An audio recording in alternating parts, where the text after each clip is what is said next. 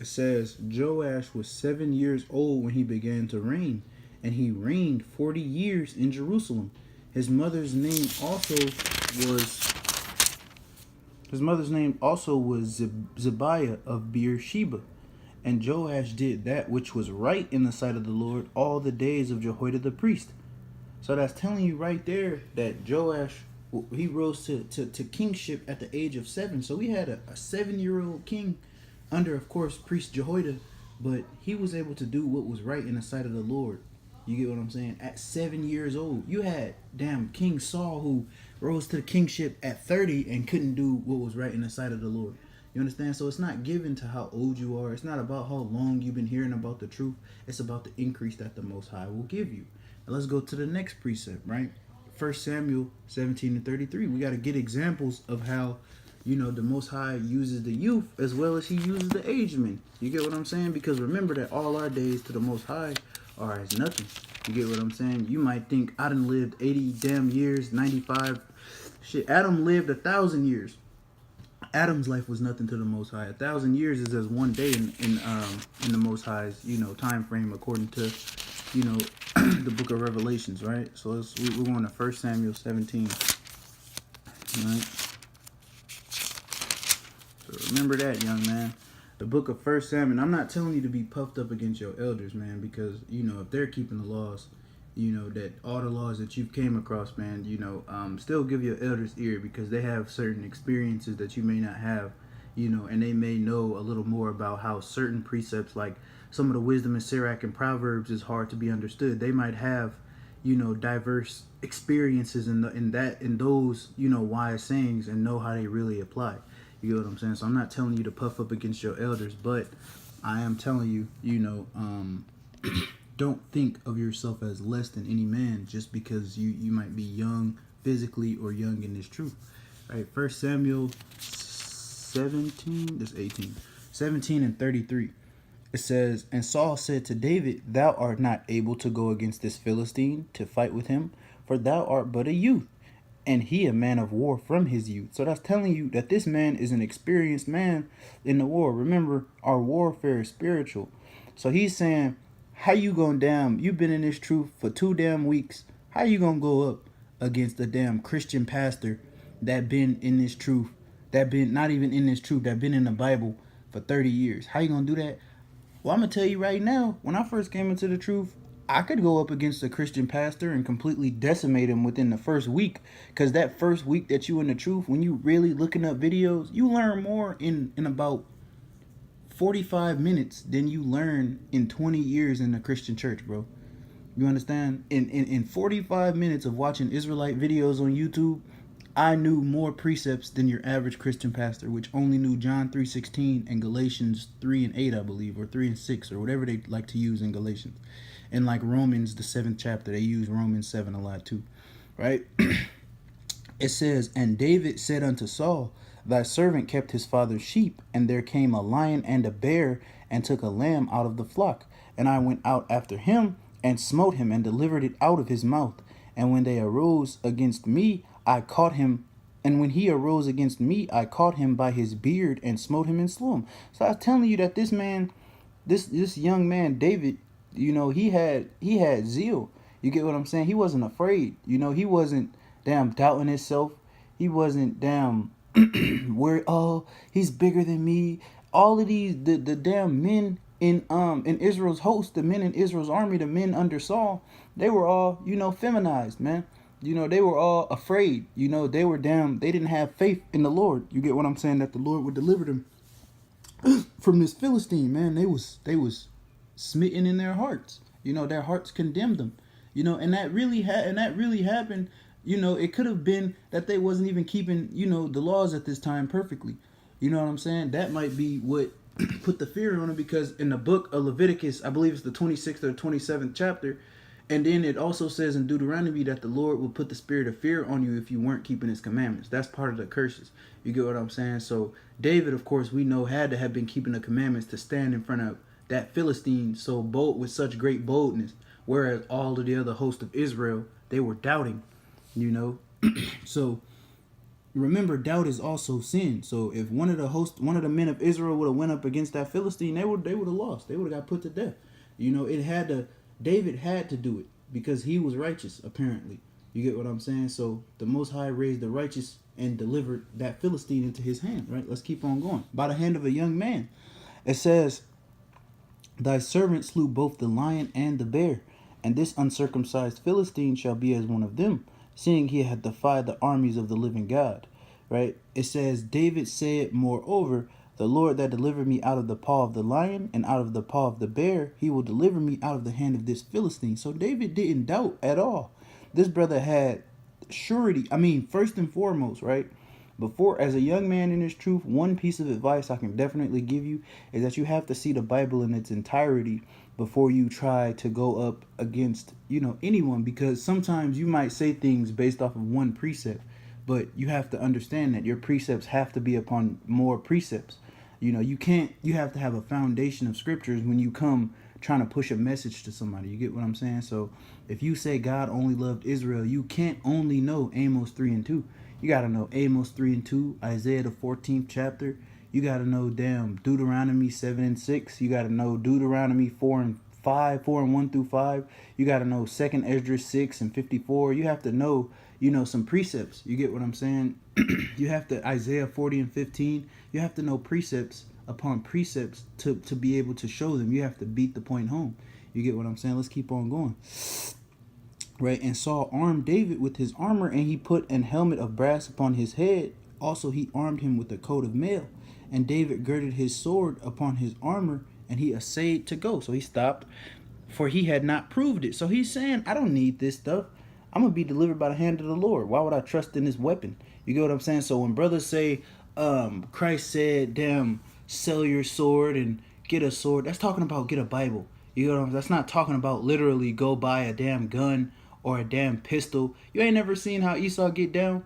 Esau throw gas, damn mustard gas in your damn windows, burn your eyes out and tongue out, force smoke you out of the damn house. You ain't never seen. Esau is a man of the field. This is what Esau does. Esau is a specialized damn serial killer. You understand? So when it's talking about sell your garment and get a sword, that's not legit talking about. We know the apostles had swords. It's nothing wrong with getting a gun. You understand? I'm not saying do that, but you can't put your trust in that thing, because that thing is not going to be what delivers you. Get what I'm saying? It's going to be the arm of the Most High that delivers you.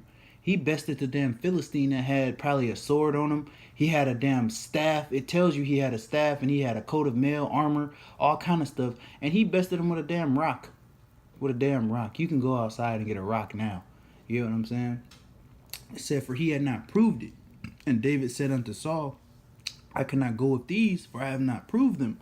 And David put them off him. So David said, well, shit, I got a sword, but, I haven't proved it, So verse 40, it says, and he took his staff in his hand and chose him 5 smooth stones out of the brook and put them in a scrip. And his sling was in his hand. And he drew near the Philistine, and the Philistine came on and drew near unto David. And the man that bare the shield went before him. And when the Philistine looked about and saw David, he disdained him. So he said, well, this dude ain't nothing. So he got cocky. He got raised up in his pride, right? This old man of war facing this new young lion. It said he disdained him, for he was but a youth and ruddy and of a fair countenance. Right? So it's telling you there, David was a good-looking guy, a good-looking young man, soft features and whatnot. You get what I'm saying? So that's what it's telling you. Ruddy, of course, brothers try to bring out that means he was red. No, he wasn't red. He was a young. You get what I'm saying? Fair countenance means he was a good-looking guy, and ruddy and and fair. You get what I'm saying? That's what that's dealing with, right? It says, and the Philistine said unto David, am I a dog that thou comest to me with staves? And the Philistine cursed David by his gods. And the Philistine said to David, come to me, and I will give thy flesh unto the fowls of the air, and to the beasts of the field. Then David said to the Philistine, thou comest to me with the sword and with the spear, right? Just like we're going to tell Esau when he come kill you know what I'm saying? When he come put the prophets to death, when he come raise up against the prophets, they coming at us with the sword and with the spear. But you got to understand, we coming at them, with the living God. You get what I'm saying? And the Most High is mighty to deliver us. Hell, it might be, in that day, it might be an Edomite cocking his damn gun back. The gun might jam and explode in his face. You never know how the Most High is going to deliver you. You get what I'm saying? Right? Let's keep on going. It says, then said David to the Philistine, thou comest to me with the sword and with the spear and with the shield, but I am come to thee in the name of the Lord of hosts, the God of the armies of Israel, whom thou hast defied. This day will the Lord deliver thee into mine hand, and I will smite thee. This is the ultimate show of faith. And take thine head from thee, and I will give the the carcasses of the host of the Philistines this day unto the fowls of the air, and to the wild beasts of the earth, that all the earth may know that there is a God in Israel. So basically, I'm gonna stop here with this story. But basically, the Philistine was delivered into David's hand. He slung the stone and it sank into the Philistine's forehead, and he killed the Philistine. He was a young dude. He was a young, ready. You get what I'm saying? Youth. That had already slayed a lion. Something that a grown man, most grown men couldn't even do. You know what I'm saying? Next, we're gonna go to 1 Corinthians 3:7. Man, I got a couple more precepts. All right. It's 1 Corinthians, the 3rd chapter, and the 7th verse. And it says right here, so then neither is he that planteth anything, neither he that watereth, but God giveth the increase. So that's telling you right there, just because we teach you, you get what I'm saying? Just because we put the seed in you, just because we teach you, that doesn't mean we're going to be the ones. We don't really teach you the truth. The Most High gives the increase in your spirit, and you learn the truth. It's the Most High. We just plant the seed. That's all we're there to do. The Most High, just because we water it a little bit, you get what I'm saying? We teach you a couple of things. You got to keep the Sabbath. You got to keep your fringes. It's more than just that. You get what I'm saying? Because you still have to understand the faith. And the faith is not something that a man can teach you. You get what I'm saying? We can teach you the works of the law. We can teach you that till we blue in the face, but the faith is something we can't teach you. We can't teach you to hope for something. You have to earnestly hope for that. We can't teach you to hope for something that we don't even see. You know what I'm saying? That's a great question. If it was any other God, I would say, well, hell, I don't see it, so how am I gonna get with this? But this is the living God of the Bible. You get what I'm saying? So I believe it. I believe every word. But that's not something you can teach a man. You can tell him, hey man, you can believe this, man. Because the Pharisees, they couldn't believe it. You get what I'm saying? They just couldn't believe. Therefore they couldn't be saved, right? We can't teach a man to have faith. We can teach you what faith is, and pray to the Lord that he increases your faith. Such as David. David had a very high level of faith, right? Let's go to the book of 1 Samuel again. Let's go to 16 and 7. All right, so the book of 1 Samuel, chapter 16 and verse 7. And it says right here, not there. It says right here, but the Lord said unto Samuel, look not on his countenance, or on the height of his stature, because I have refused him. For the Lord seeth not as man seeth, for man looketh on the outward appearance, but the Lord looketh on the heart. So it's just like that 7-year-old king. He looked upon his heart, and he knew what he was going to be because he knew his thought process. You get what I'm saying? The Most High put it in that 7-year-old to be more righteous and more excellent than the kings that reigned before and after him. You get what I'm saying? In Israel. You get what I'm saying? So you have to understand that the Most High is not dealing with them with that, just because a brother's short. That brother's damn 5 feet tall. He's 4'7". You get what I'm saying? That brother's kind of chubby. You get what I'm saying? That brother is damn forehead bald. His haircut is ridiculous. He only got 2 strands of beard hair. The Most High is not dealing with that, man.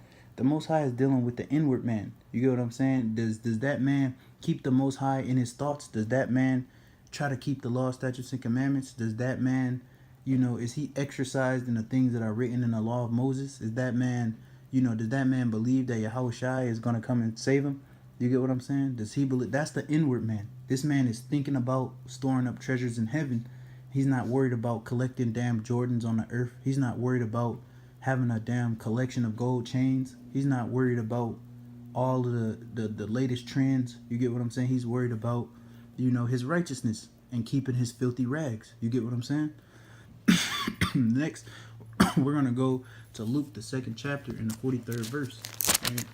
This one is going to be a little bit of a longer lesson because I'm going to really make up, because usually, well, not usually, but I'm trying to make it a habit to upload at least like 5 times a day. So this one is going to be worth 2 uploads.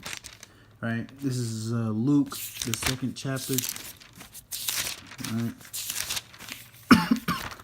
Luke, the 2nd chapter, in the 43rd verse. And it says here, Luke chapter 2 and verse 43. Luke chapter 2 and verse 43, it says, and when they had fulfilled the days as they returned, the child Yahushua tarried behind in Jerusalem, and Joseph and his mother knew not of it. But they, supposing him to have been in the company, went a day's journey, and they sought him among their kinsfolk and acquaintance. And when they found him not, they turned back again to Jerusalem, seeking him. And it came to pass that after 3 days they found him in the temple, sitting in the midst of the doctors, both hearing them and asking them questions. And all that heard him were astonished at his understanding and answers. And when they saw him, they were amazed. So Christ was in here amazing the damn elders. It said the doctors and whatnot. These are men that have had, plenty of damn experience in this truth, man. Years of keeping the laws of Moses, you know what I'm saying? And Christ was a young man confounding these brothers. They were astounded. It says here, and he said unto them, how is it ye sought me? Wist ye not that I must be about my Father's business? And they understood not the saying which he spake unto them. So it's telling you right there, they didn't even understand some of the things Christ was saying. When he said, I got to be about my Father's business, everybody was dumbfounded in the room. They was like, what the hell are you talking about? Joseph didn't tell you, because they're thinking carnally. Christ is like, I got to do the work of the Most High. That's what he means. But at the moment, they didn't perceive that. You get what I'm saying? Christ was over here astounding the doctors of Israel. You get what I'm saying? Let's keep on going, right? We got the next precept we got is Sirach 17 and 5, right? Because the Most High, the way that you receive wisdom is not through length of time necessarily. Time has something to do with it, but the way that you receive wisdom is the being exercised in your senses, right? Let's go to Hebrews 5 and 14 first, right? Before we go to Sirach 17, right? We're going to go to Hebrews, the 5th chapter and the 14th verse. And it tells you right here, but this is how you get wisdom. Hebrews chapter 5 and verse 14. It says, but strong meat belongeth to them that are full age, even those who by reason of use have their senses exercised to discern both good and evil. So it's telling you right there, it says that belongeth to them that are of full age. Now, it expounds in the second part of the precept. It tells you what the full age is. It says the full age are those who by reason, so they have the ability to reason. You get what I'm saying? Of use, having their senses exercised, right? So these people have learned what good and evil are according to the Bible, and they're applying that. Those are what the strong meat people go for. They have to have their senses exercised. You understand? And of course, some of that comes from length of time, but you can read about the majority of situations in the Bible. You get what I'm saying? Like how to tell a good friend, an evil friend. That's already in the Bible there for you. So you can get that wisdom by just reading it instead of having to live through it and try to figure it out. That's why the Most High compiled all of this wisdom and Proverbs and all of these books of wisdom for you, so that you don't have to live out these situations to have the understanding of them yet. You get what I'm saying? I mean, it's good to live them out and see exactly what turns they take, but the Most High already put it all in there for you. It's already in the Bible. All the wisdom that the elders of Israel have, the only thing they did, they read it. You get what I'm saying? The same thing a young man can do. I've read the book of Sirach. I've read the book of Proverbs. I've read the book of Job. You get what I'm saying? Read Isaiah. You understand? I've read, not Revelations. I have read Revelations, but that's not a book of wisdom, right? I've read you get what I'm saying? Ecclesiastes. I've read Song of Solomon, Wisdom of Solomon. You know what I'm saying? So it's like the books of wisdom the Most High had already given you, right? So now let's go to so it's saying that righteousness and the strong meat, right, is dealing with it's telling you that it's dealing with, the honing of your senses, right? Your senses, right? Let's show you what the senses are according to the Bible. Let's go to Sirach chapter 17 and verse 5. You have to hone these things to get wisdom and exercise these things to discern good and evil, right? So we're going to go to the book of Sirach chapter 17 and verse 5, right? Right, so this is the book of Sirach, chapter 17 and verse 5. It says, they received the use of 5 operations of the Lord, and in the 6th place he imparted them understanding, and in the 7th speech and interpreter of the cogitations thereof. Counsel and a tongue and eyes and ears and a heart he gave them to understand. Withal he filled them with knowledge of understanding and showed them good and evil. So now he showed you good and evil. So he gave you the ability to discern good and evil from the beginning.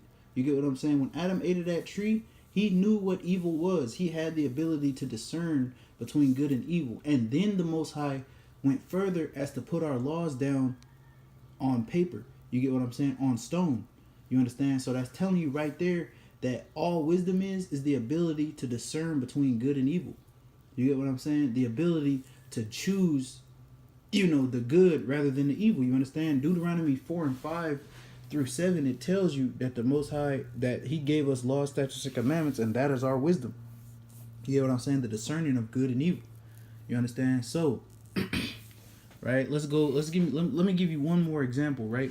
Let's go to Wisdom of Solomon chapter 4 and verse 8, and we're going to read down to 11. One more example that, wisdom doesn't necessarily work how men says it works, and that it can be given to any man liberally, if he prays to the Most High. Because Solomon wasn't the oldest man on earth, the most studied man in the scriptures on earth during his reign, when he became the wisest man on the earth.